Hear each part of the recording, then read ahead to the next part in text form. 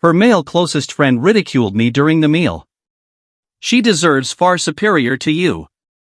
I silenced him right there before all present. She exploded. Say sorry or it's finished between us. I grinned. I stayed mute. Yet when she returned home after several weeks, she at last discovered the true meaning of finished. For 3 years, my existence with Anna had been solid. Outstanding, actually. As an attorney, my daily work involves plunging into the darkest sides of people's behavior. Returning to her felt like inhaling pure oxygen. She worked as a paralegal. Sharp as a tack. This burning drive in her to attend law school and carve out her own reputation. I admired that in her. We formed a unit, constructing a future in a home I'd poured years into refurbishing. It seemed unbreakable. Genuine. I wasn't merely covering expenses for a partner.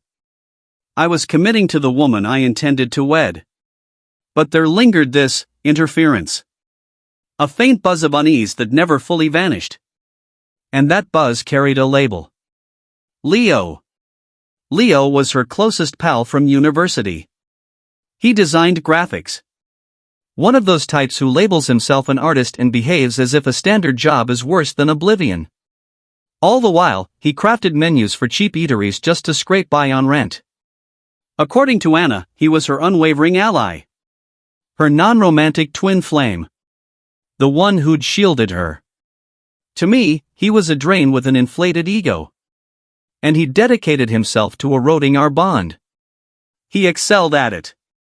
Credit where due. He avoided anything overt that demanded confrontation.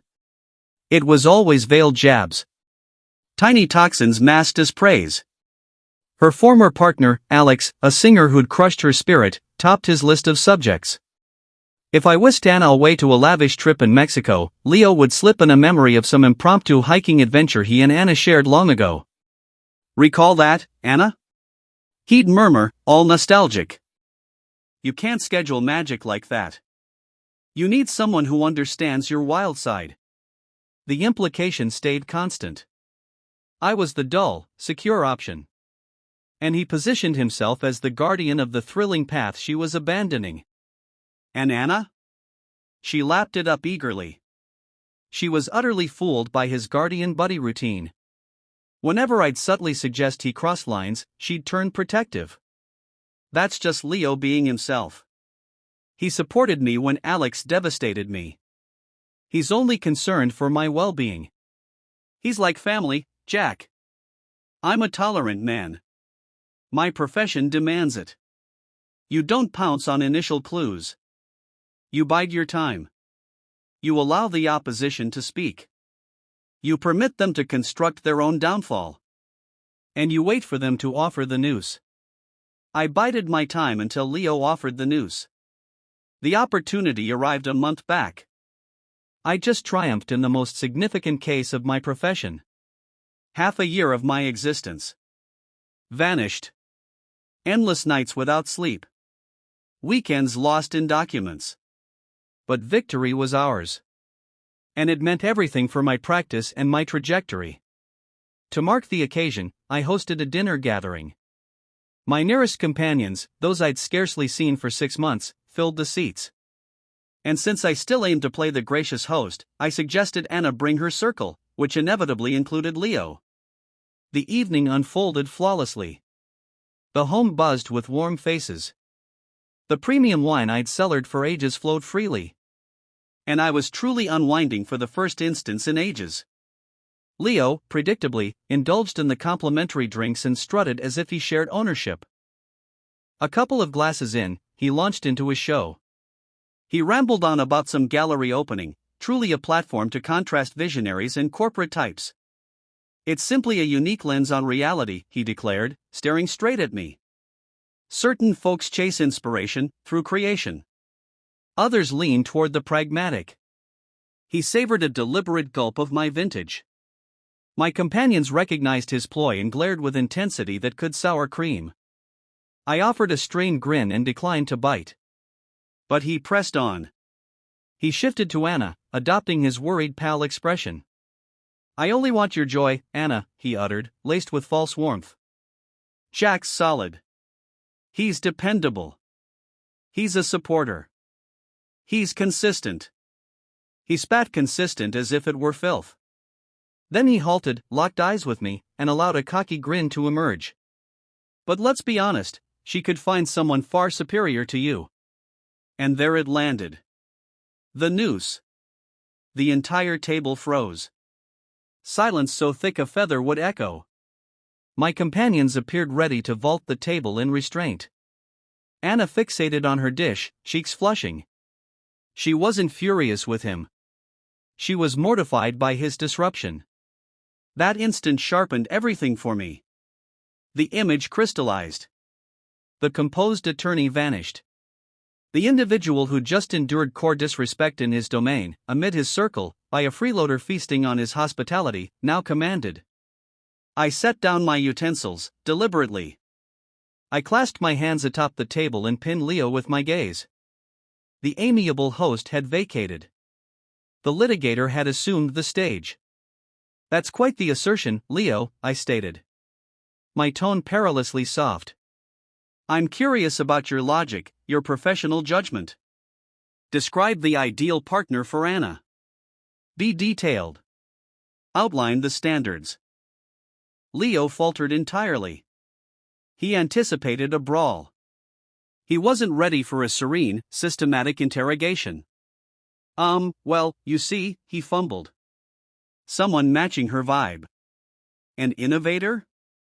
One who truly comprehends her. Understood, I replied, nodding. So the key trait is creativity. A compelling hypothesis. And presumably, you view yourself as embodying this ideal? I believe I know her depths better than any, he boasted, chest swelling. Excellent, I said. So you're the benchmark. Let's incorporate additional elements into this evaluation. Let's discuss tangibles beyond feelings. Let's address commitment.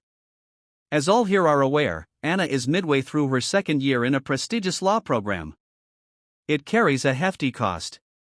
I'm funding it entirely. A substantial financial commitment, naturally. But also a commitment of belief. Belief in her potential and in our shared tomorrow. So my inquiry to you, Leo, as the self-declared benchmark of superiority for Anna, is this. What commitment have you made to her prospects recently? Beyond your perpetual criticism of me. Leo's complexion drained. Anna darted me a frantic glance. Jack, stop this, she murmured. I raised a palm to quiet her. My focus remained on Leo. Not finished. Let's discuss the vehicle she operates. It's secure. It's dependable. It transports her to classes reliably. I purchased it for her. You possess a vehicle as well, correct, Leo? A stylish compact convertible that frequently fails. In truth, Anna has lent you funds for fixes no fewer than 3 occasions in the past half year, right? Funds drawn from the joint account that, incidentally, receives deposits solely from me. So essentially, Leo, I'm not merely committing to Anna's tomorrow. I'm also subsidizing your trendy ride's maintenance. Grateful acknowledgement accepted. One of my colleagues at the table stifled a chuckle with a fake cough. Leo appeared struck. And lastly, I continued, inclining closer, my volume lowering, let's address this residence. The shelter above. Horror. I hold the title. I handle the payments. I repair the faults.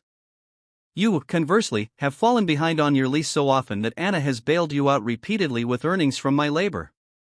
So allow me to recap your stance for the assembly. I mean, the guests. Your claim is that a partner offering a secure dwelling, a trustworthy automobile, and complete financing for an elite legal education is a lesser option for Anna, and that a superior partner, per your standards, is one who acts as a monetary void, who siphons her assets and who reciprocates her generosity by methodically attempting to dismantle her partnership due to what must be a pitiful, obvious, and profoundly unsettling fixation. Does that precisely capture your viewpoint, Leo? I reclined. The summation complete. The space fell deathly quiet. Leo was shattered, a defendant demolished during testimony. He remained seated, degraded, speechless. I glanced at my companions who regarded Leo with undisguised disdain. Then I turned to Anna.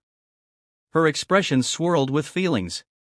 But the dominant one, the one that pierced the astonishment and awkwardness, wasn't alleviation. It wasn't appreciation. It was raw, searing rage. She bolted from her seat, chair legs grinding harshly on the floor. Her frame trembled. "I can't fathom you just did that," she seethed. "You degraded him, before everybody." "He degraded himself, Anna," I responded, my tone weary now. "I merely laid out the facts." "Say sorry to him," she insisted, eyes aflame with fury directed solely at me. "Immediately. Say sorry to my closest friend for your actions. Say it, or we are through." And there it was, the demand. The ultimate proof. She stood beside the ruins of a man revealed as a scheming leech, and she shielded him. She selected him. The affection I held for her didn't fade, it was terminated. I regarded her, and for the initial time, I perceived her with absolute sharpness. I didn't rage. I didn't shout. I merely smiled. A brief, mournful, and utterly conclusive smile. I uttered nothing more. I rose, lifted my wineglass, and proceeded to the kitchen, abandoning her isolated in the hushed dining area. The matter was resolved. The judgment rendered. The fallout from that meal was rapid.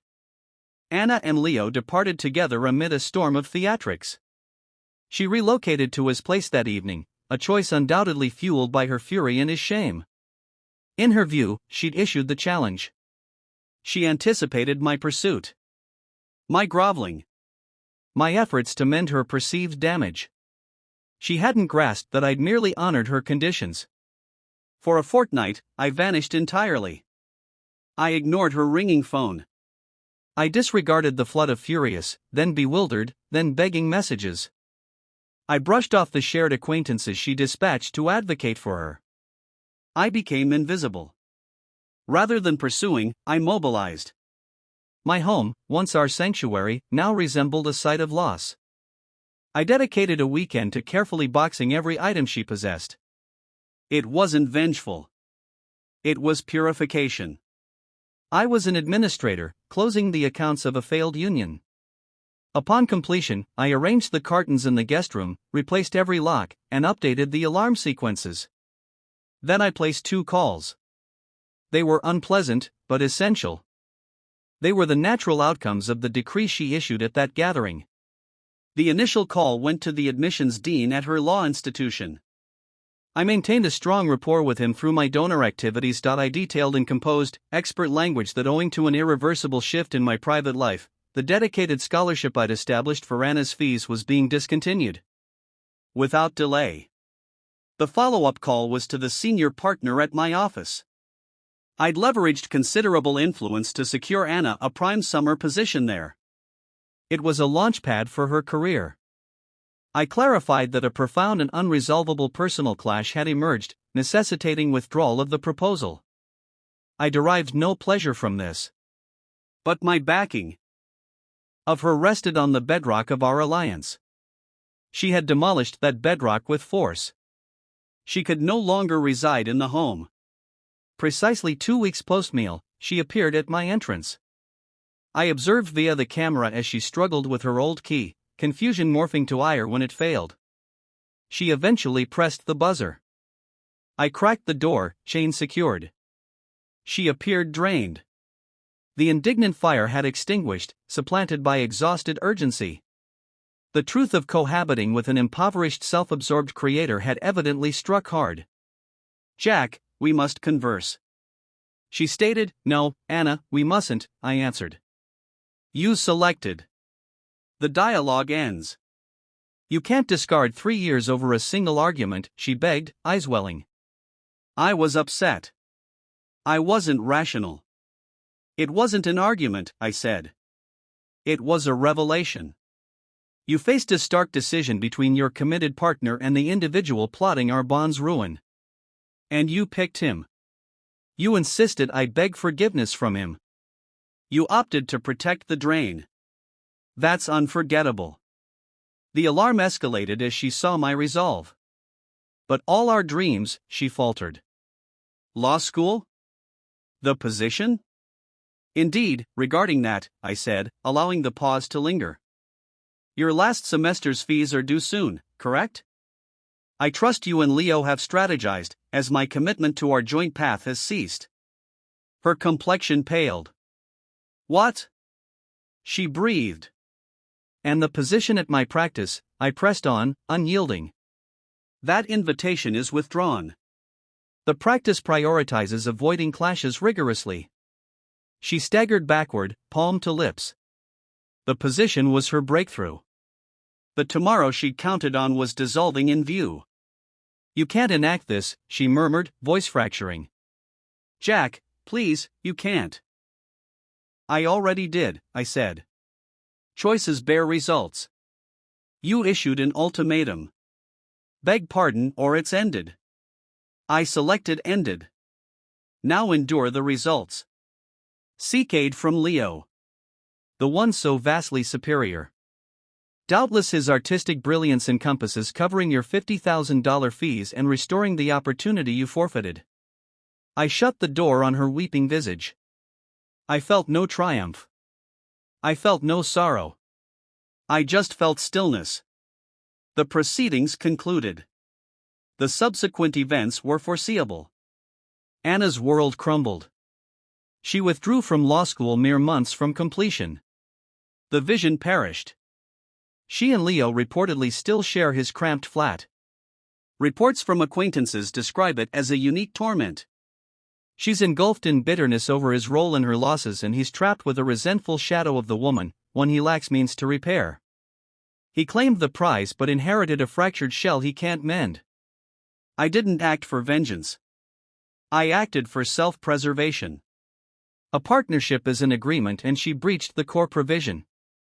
Fidelity. My steps weren't retribution. They were fulfillment of the pact.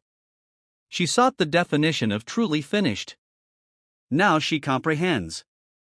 It means the aid ceases, the commitment halts, and the architect departs the project, abandoning you amid the debris of the structure you aided in raising.